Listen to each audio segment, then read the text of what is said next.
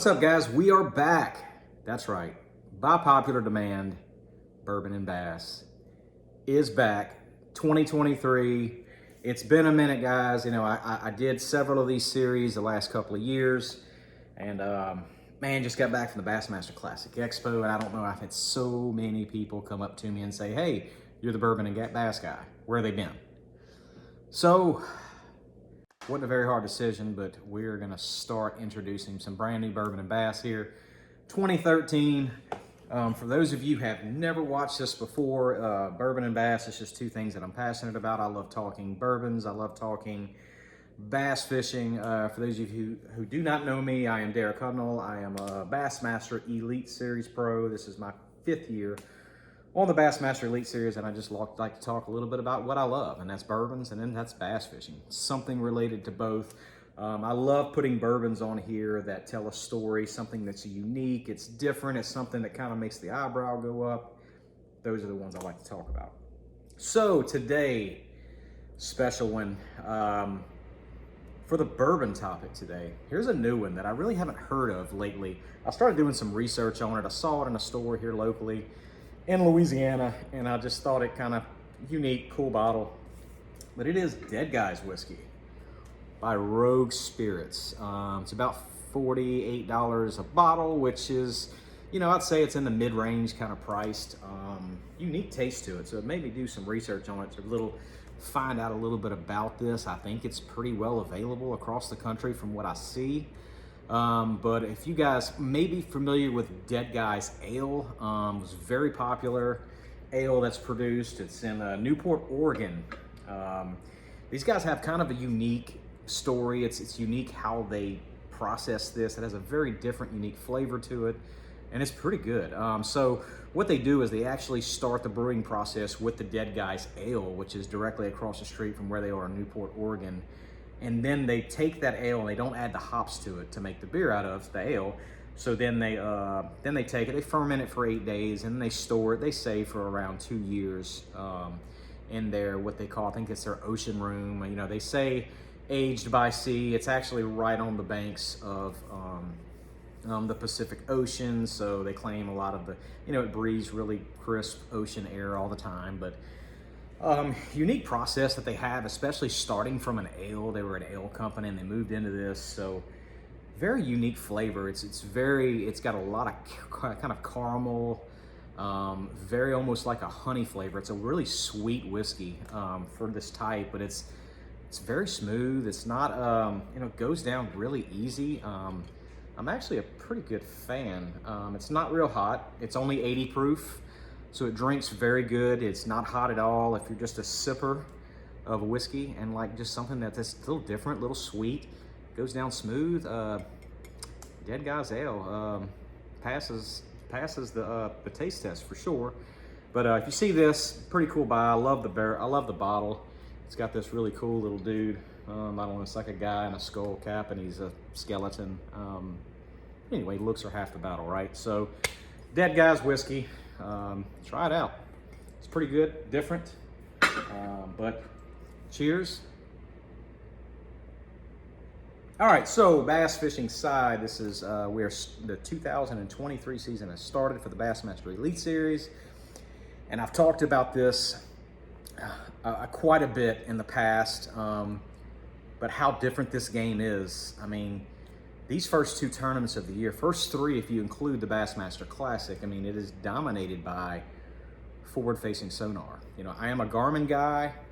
I have run Garmin LiveScope for years. That's all I run on my boat. They have made huge steps in the electronics game to get the mapping and imaging and everything together, to put a complete package together to go with the LiveScope and that technology. And I have seen them all, and I actually just this morning went and let a guy drive my boat and ride around in it because he's interested in a new Skeeter FXR20. And I was showing him the LiveScope. He's used to a different brand, and it was pretty distinctive, the differences. But look, everybody has the technology these days to do what you need to do to really be effective with that LiveScope or forward-facing sonar. But, you know, big kudos and shout out to Bassmaster. The Classic, that's the first time, guys, they have been able to tap in to that technology and actually show you what Gussie was looking at. And I know Mark Zona was a big, proponent of that and helping getting that connected so you guys as an audience can see what's going on. We would have loved to have seen like Tyler Rivette or Joey Cifuentes at Seminole, really tap in to see what these guys are looking at. But it is a different game now, completely different than even when I qualified in 2019. I mean, especially in the last 3 years, and it seems like every single year, more and more tournaments, it's at this level or one on that live scope. I would have never guessed in a million years that Okeechobee would be one on it, especially in that river. Big shout out to Tyler Rivette. And then Joey Cifuentes, there was a possibility there, but I really thought that tournament would be one shallow, not looking at him. I was not looking at him. I was shallow grass, just did my deal.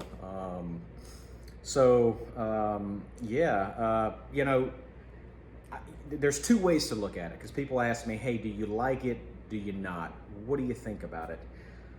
There's two ways to look at forward-facing sonar and the technology and the way these tournaments are being won at this level. Two ways. One is it's fantastic. I mean, the technology these days, this is a rat race to see who can build a better mousetrap. The technology is almost outpacing the world that we live in right now, or the industry. That's just where everything's going. So from a fun perspective, it is super fun, guys. Not just, it's nothing like it. I took my dad fishing yesterday. He had never seen it before. Got him up front, let him see the live scope. We were sitting there watching fish, and I would, throw a drop shot over there to him and watch it go down to him, and the fish would just follow it down. Super cool to catch him like that. Especially these days, because bass fishing can be humbling, especially if you're not looking at them or in a situation or where there's a fish out or not. Super cool technology. It's bringing another level of excitement and fun to the sport, to the industry. It's making it easier to a certain extent. Cool, really cool. Especially these things are not cheap, especially if you can afford it, if you can get one of these. I know especially crappie, or we call them in South Louisiana sac-a-lait, white perch, whatever you want to call them. It's becoming really fun to catch them, and they're having a lot more success with it. So that's the one part of it. The other part is from when you're doing it for a living and you're tournament fishing. I don't care if you're in the Elite Series or you're fishing a club tournament, you want to win every single one. And there's so many guys that are so upset when they don't win a tournament because everybody ahead of them were live scoping the fish. That's just a part of the game now, and you'd better catch up to it. Now, if I had a choice, of course, I would rather fish instinctively. I'd rather not be looking at them. I think that's what sets people like myself apart, and that's what's kind of keeps them at the top level, is because of the way our minds think. We're constantly thinking about what are the fish doing, where are they going to be, what are they going to eat, rather than, okay, let me go find them on a forward-facing sonar or a Garmin live scope, and then just go try to see if I can get them to eat something. But that's the way the game's going. It's not going anywhere. That technology is only going to get better. And you're starting to see some guys that traditionally do very, very well beating the banks, fishing instinctively. You're starting to see those guys not be as consistent. I'm not going to mention any names, but there's some of those guys that are just, they want to keep fishing instinctive. And look, guys, I'm one of them. Now, I think I'm fairly good at the live scope, and I've had a good mix of tournaments that I've done well at what I'm looking at. But even in Seminole, I was using my live scope to not see the fish, but to find the cover. You can find brush piles or a weed edge or a grass line, or in my case in Lake Seminole was a bald spot in the hydrilla that I would have never been able to see if I did not have that forward-facing sonar. So there are guys out there that are way one-sided, and it's like, I wish it was gone. I wish it was eliminated. I wish we didn't have it. There's the other set of guys that are like, I have to get better at it. Well, that's me. Got to get better at it. We've had now 3 in a row, including the Bassmaster Classic tournaments, are dominated on the live scope. Not just one, dominated. And I don't know if there's any other tournament that we have left in the 2023 Elite Series season that it's not going to be, with an exception to maybe possibly Sabine River. It's a very, very shallow water fishery. And I'm not saying that it's not going to be somebody get out deep in one of those rivers and maybe find something. You know, even Lake Murray that's coming up, there should be or could be a lot of fish still shallow then. So you might, you know, maybe be some bed fishing going on, some blueback herring spawn, a lot of docks. So that one is a possibility. It may not be dominated on a live scope, but the rest of them, especially when we get to Lay Lake, Santee Cooper's right after Murray, that one could be one of those as well. And then when we get up north, it's almost assured that you know, those tournaments will be won on that live scope, just because we can just see, you know, we've always told ourselves, if we can just see what we're throwing at it, if there's a fish there, and now the technology, you can. But as you saw, like on day 3 with Gussie, okay, those fish don't always eat when you have that live scope on them, and they are absolutely starting to evolve and get used to it. The more you scope them, the harder they get. They are to catch. I've seen it with my own eyes, and you guys saw it, especially that last day of the Bassmaster Classic, and you saw that Gussie was around the fish, but those fish just would not, simply just wouldn't eat. And I really think that's a tribute to, you know, these fish are starting to get used to it. It does put out a wave, a sound wave that those fish are starting to realize.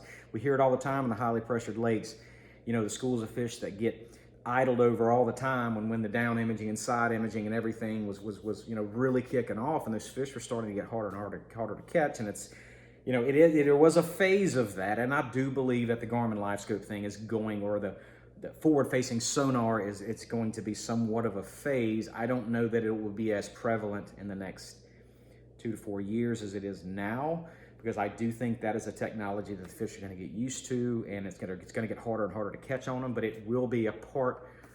It will continue to be a tool in your arsenal that you will absolutely need to be competitive, even at the highest level of competitive bass fishing. It is something you absolutely are going to have, and I will, you know, warn you, if you guys are not forward-facing sonar guys and you're wanting to get into it, you just have to know when to not look at it. You know, I've even heard situations to where people are saying, look, I'm finding the fish on live scope, I'm making a cast, and I turn the scope away from them because they felt like the fish could sense it, and when they're looking at them, they wouldn't get a bite. I think even Brian Schmidt said that in the Classic as well. So so keep that in mind. I do think it's something it is a piece of the game. It is a piece of the technology, and it's going to continue to evolve, and it will get increasingly harder and harder to catch them like that. But I'll leave that opinion up to you guys. It is very fun to catch them on it. It is not so fun when you get your butt beat on it. I can promise you that. Seminole, I did everything I could up shallow, not looking at them, and I was just finished 5th in that event, but I was really nowhere close. You can't compete when you're catching big ones like that. So we got to get better, guys. Hey, Garmin has got it. Garmin has the industry by storm when it comes to forward-facing sonar. I've seen it with my own eyes. They do a great job with it, and they are now collectively on it, not just the forward-facing sonar, but their mapping and imaging and everything else. So, guys, I'll be at the Bassmaster Open on Toledo Bend next week, working there for St. Croix Rods. I will go straight from there to South Carolina. Then we have 2 back-to-back, Lake Murray, Santee Cooper. Never been on Murray before. That's okay. I love fishing new bodies of water. And then Santee Cooper. You guys know that followed me. I love that place. I've had pretty good history there. Feel like I'm fishing home. So we will see. But thank you guys for watching. You know, I'm gonna try to do as many of these as I can. I'm not gonna. It's not something I'm gonna be able to do like on a weekly basis. You know, maybe once a month. But guys, if you have any questions about the bourbons, the whiskeys, anything you'd like to see in here that you want me to talk about on the bourbon side or the bass side, please shoot me a message, and we'll see what we can do. But thank you guys for watching. I'm sorry it has been a while since I posted these. So many people come up to me at the Classic Expo asking for it again. So here you go. Love you guys. Dream big, and let this springtime be a great one for you guys on the water. We will talk to y'all soon. Later.